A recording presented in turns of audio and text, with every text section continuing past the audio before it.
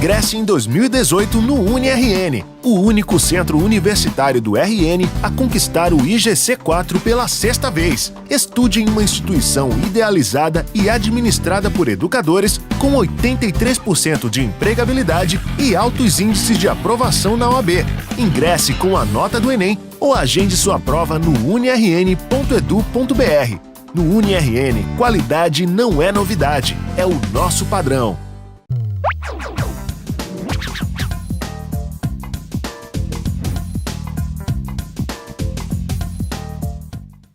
Olá, alunos, tudo bem? Você já prestou atenção que quando uma ambulância passa por você com a sirene ligada, parece que o som emitido por ela vai mudando? Por que será que isso acontece? Nossa questão vai falar a respeito disso. Vamos dar uma olhada aqui no enunciado.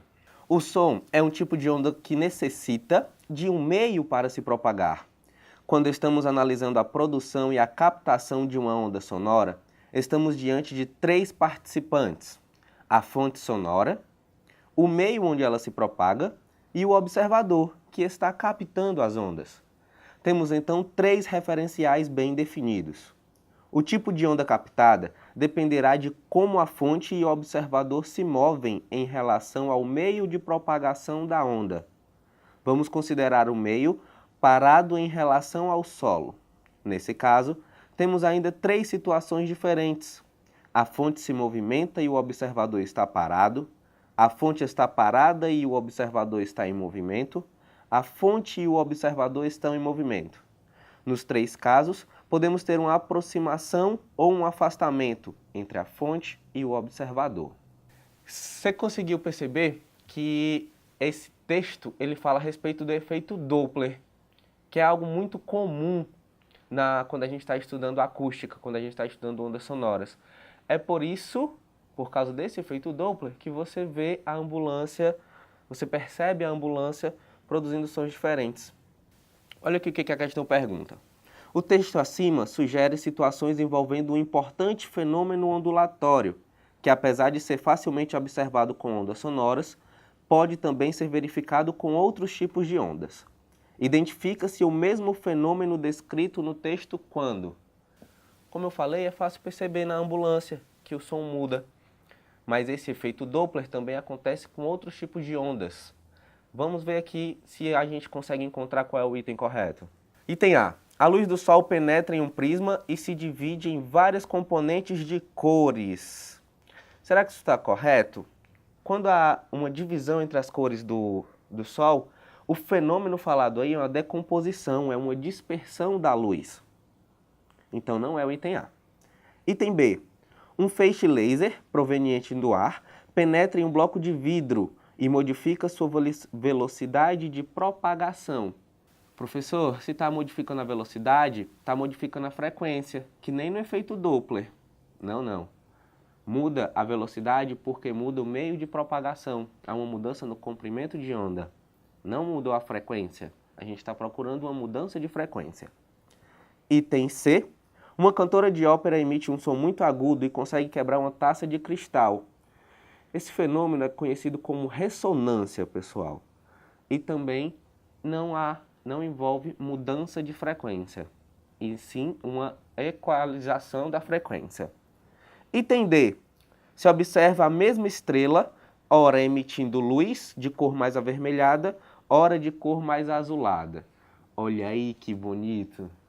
Professor, o que isso tem a ver? Como assim?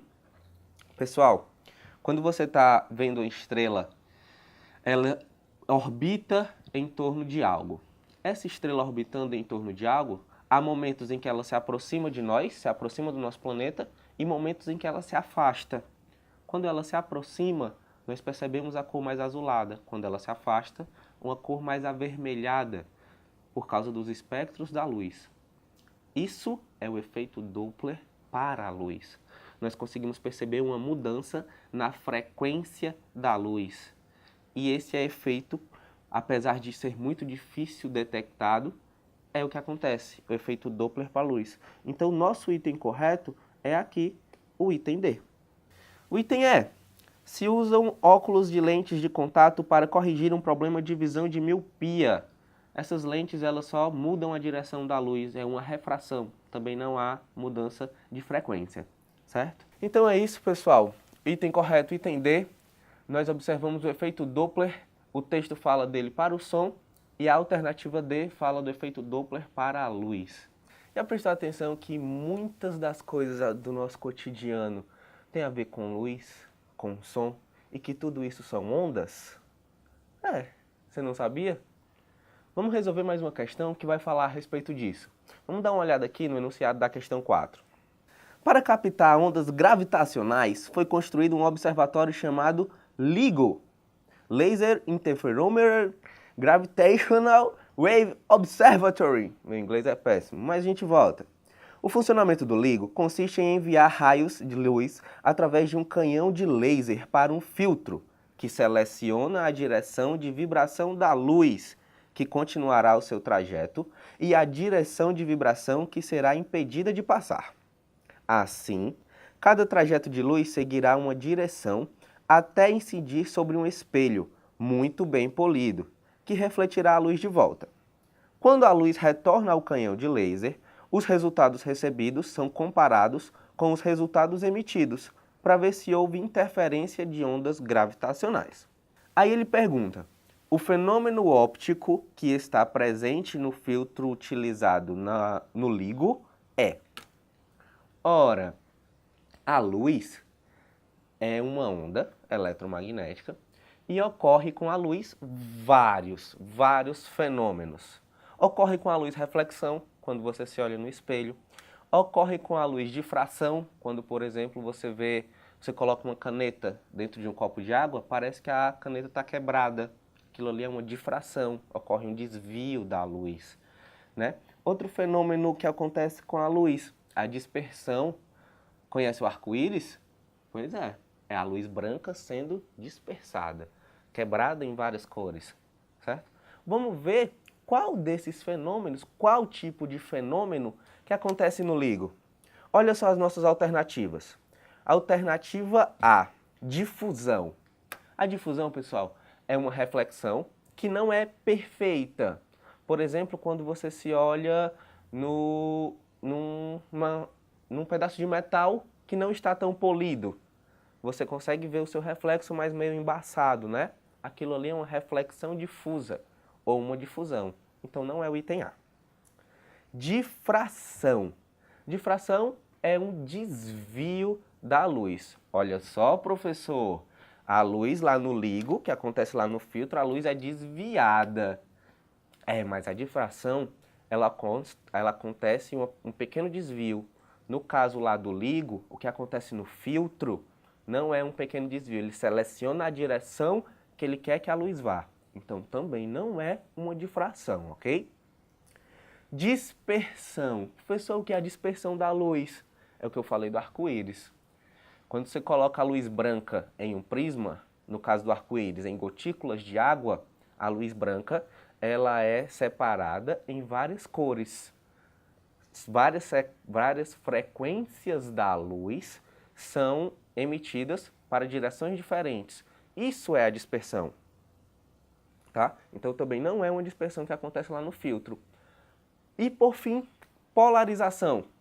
Olha só, a polarização é exatamente o que acontece lá no filtro.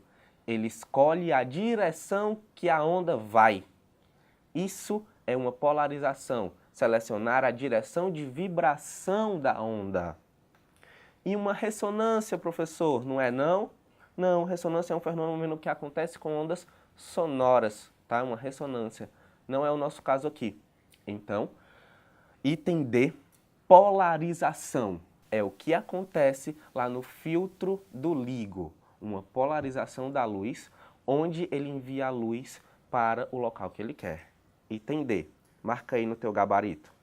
Tá uma onda de modernidade de falar sobre sustentabilidade, preservar o meio ambiente.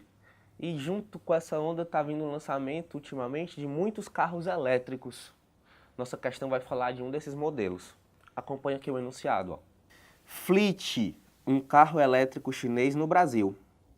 O modelo disponível de 2013, o E6, tem baterias de fosfato de ferro, com capacidade para 80 kWh e um propulsor elétrico, que gera o equivalente a 122 cavalos, no lugar do motor de combustão convencional.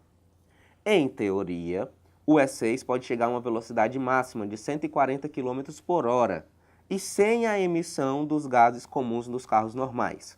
Uma das coisas mais bacanas do carro é que, ao frear, a bateria é recarregada. O mesmo acontece numa descida.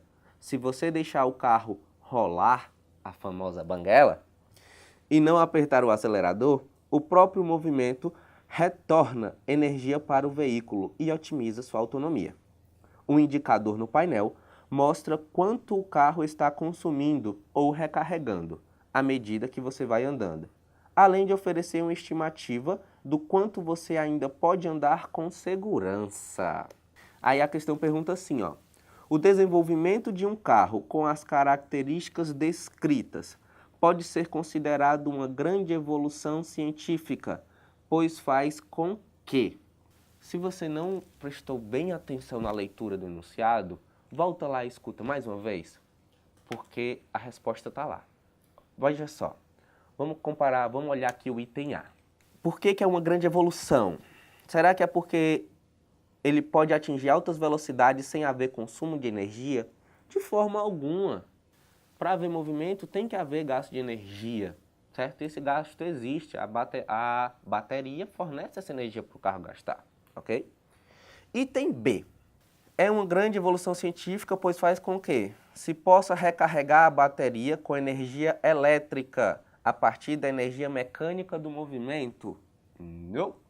Nossa bateria, se você olhar lá no enunciado, a nossa bateria, ela é uma bateria de fosfato de ferro.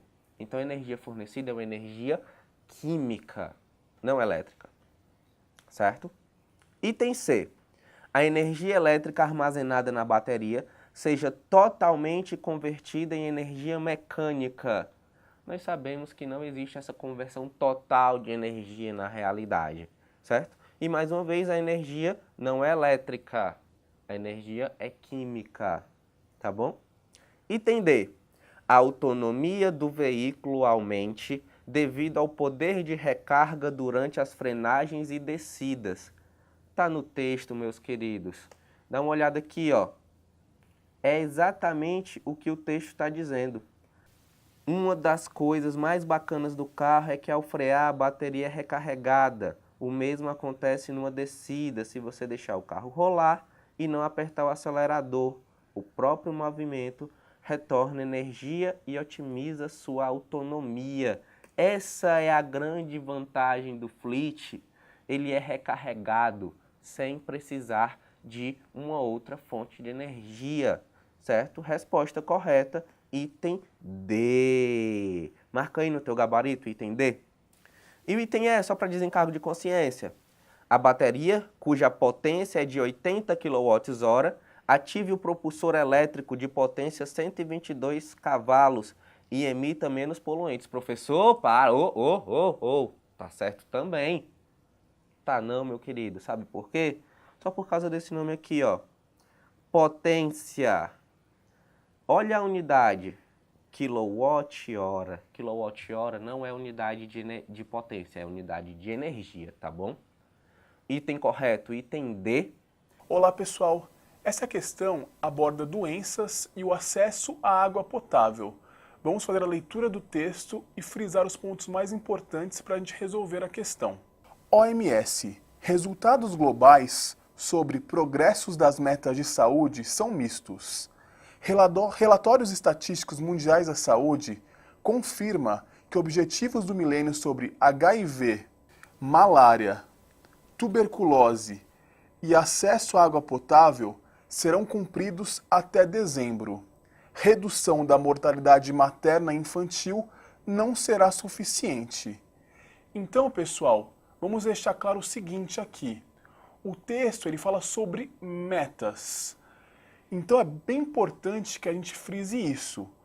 A redução da mortalidade materna e infantil não será suficiente, porém, não está indicando que ela não será reduzida. Ela será reduzida, mas não vai bater a meta. Então é importante a gente já salientar isso. Vamos agora para o que o exercício nos pede.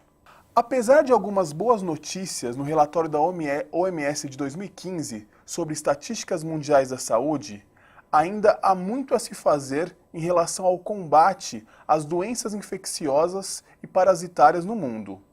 Com o aumento do acesso à água potável no mundo, espera-se reduzir a incidência de... A alternativa A, pessoal, fala sobre AIDS. Então, AIDS é uma doença sexualmente transmissível, que não é o caso dessa questão. Alternativa B, câncer de colo uterino. Câncer de colo uterino está associada ao HPV. O HPV também é uma doença sexualmente transmissível, então não é o caso também, alternativa B. Alternativa C, malária. A malária, pessoal, é uma protozoose que ela é transmitida pela picada da fêmea do mosquito Anopheles, então não está diretamente relacionada também ao acesso à água potável. Alternativa D, tuberculose. A forma de transmissão da tuberculose está associada ao ar, ou seja, uma pessoa contaminada com tuberculose, que tem a bactéria que causa tuberculose, ao tossir, poderá transmitir a doença. Então, quem vai pegar essa doença é uma pessoa que está com a imunidade baixa, uma pessoa com imunodeficiência. Então, será transmitida pelo ar através da tosse de uma pessoa contaminada, que também não é o caso. Nos sobrou a alternativa E, mortalidade infantil. A mortalidade infantil, pessoal, é um conjunto de doenças, mas uma das principais causas de mortalidade infantil é a diarreia infantil. Então, a diarreia infantil ela pode ser reduzida com saneamento básico. Uma água tratada, o acesso à água potável pode reduzir essa diarreia infantil, que como consequência reduz a mortalidade infantil. Então, o tratamento da água é eficaz no combate à diarreia, que é uma das causas da mortalidade infantil. Então, a gente pode concluir que a alternativa E, mortalidade infantil, é a alternativa correta. No nosso país é comum uma dúvida. Em algumas regiões, a voltagem fornecida pelas companhias elétricas é de 220 volts, em outras de 110. E aí as pessoas se perguntam, qual gasta mais energia? Qual delas o consumo é maior? Vamos ver, a nossa questão vai falar a respeito disso. Questão 12, olha só o enunciado. Uma chapinha modeladora de cabelo e um secador de cabelo possuem a mesma potência. A chapinha foi projetada para ser utilizada em uma tensão de 110 volts, enquanto o secador foi projetado para uma tensão de 220 volts. Colocando-os para funcionar durante 10 minutos, segundo as condições projetadas de utilização, podemos inferir que... Antes da gente dar uma olhada nos itens, vamos voltar aqui para um detalhe muito importante. A chapinha e o secador possuem a mesma potência. Possuem a mesma potência. Nós vamos falar de energia e nós vamos falar de potência. Recorda que energia é igual a potência vezes o tempo. E recorda que potência é igual a tensão vezes a corrente. Nós vimos que o enunciado está dizendo que os dois aparelhos têm a mesma potência, certo? A potência está aqui, a potência deles é a mesma. O que muda? A tensão. O U de cada um deles muda. Então, o que vai mudar é a corrente que cada um deles vai trabalhar. A potência é a mesma. Se a potência é a mesma, observa que o tempo é o mesmo, a potência é a mesma. Então, a energia gasta pelos aparelhos vai ser a mesma.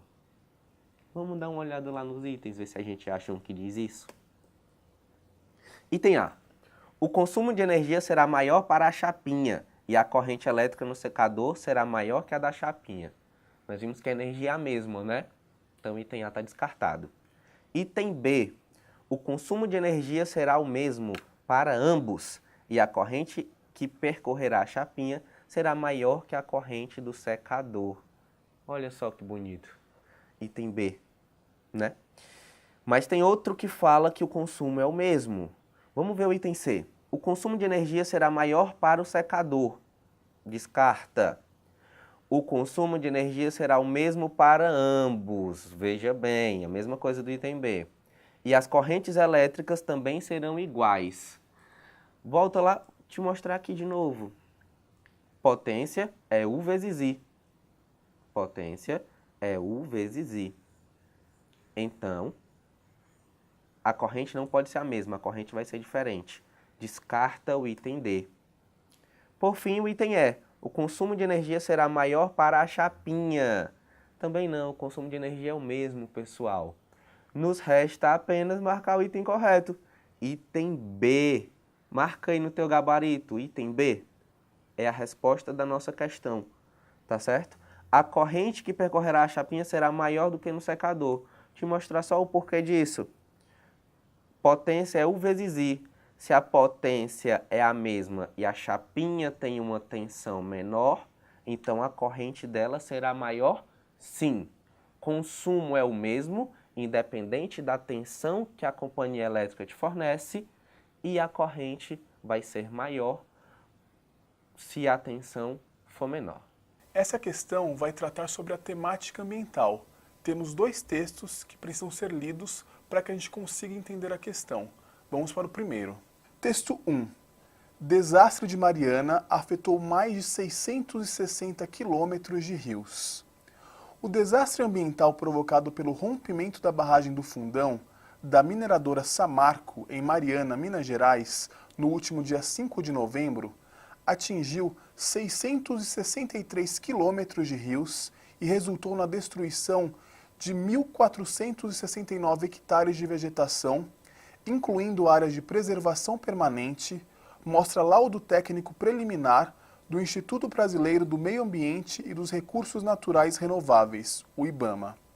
O texto 2 vai falar sobre a exploração agropecuária ameaça mananciais em Sergipe. Deso listou casos alarmantes no interior do estado. O avanço da exploração agrícola e pecuária de forma desenfreada é apontado pelo Ministério da Agricultura, Pecuária e Abastecimento como a principal fonte poluidora de mananciais e degradação do solo.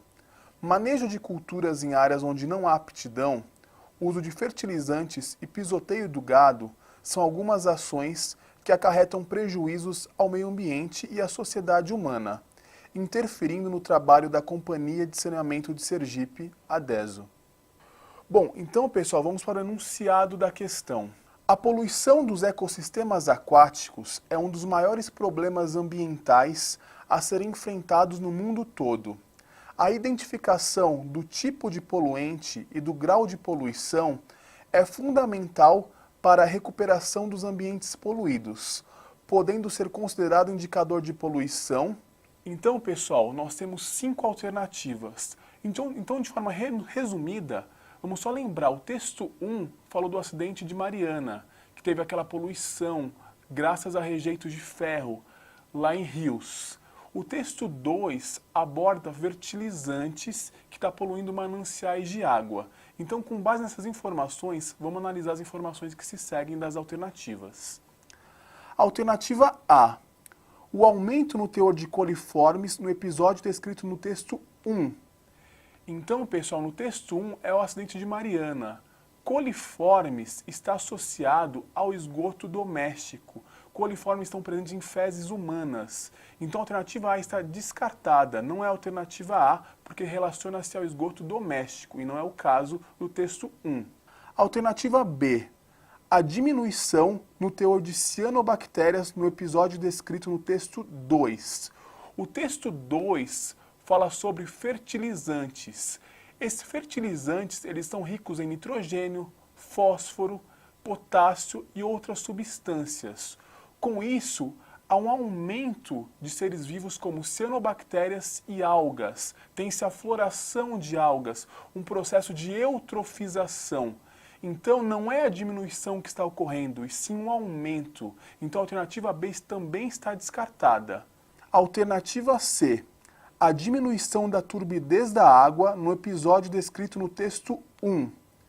Pessoal, no texto 1, nós temos o lançamento de rejeitos de ferro, de lama.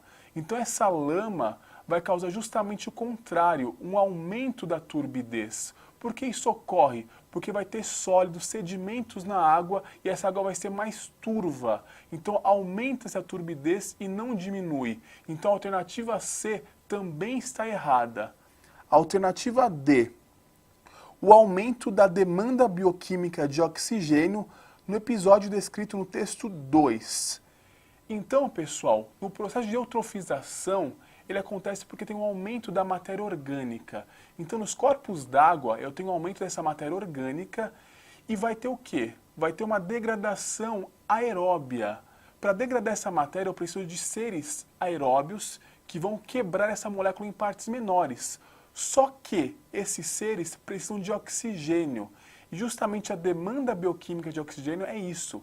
É o tanto de oxigênio que eu vou precisar para oxidar aquela matéria orgânica. Então, quando eu tenho um ambiente muito poluído, eu vou precisar de um aumento de oxigênio para degradar essas substâncias. Então, tem um aumento dessa DBO. Então, essa alternativa D, ela está correta. Vamos já assinalar ela aqui. Vamos só ver se a E realmente está errada. Alternativa E. A diminuição do teor de metais no episódio descrito no texto 1. Não, pessoal. A Samarco, ela fez o quê? Teve lançamento de resíduos de ferro. Então, aumentou o teor de metais. Então, essa alternativa também está errada. Então, para concluir mesmo, nós verificamos que a alternativa D é a alternativa correta. O aumento da demanda bioquímica de oxigênio no episódio descrito no texto 2. Alternativa D.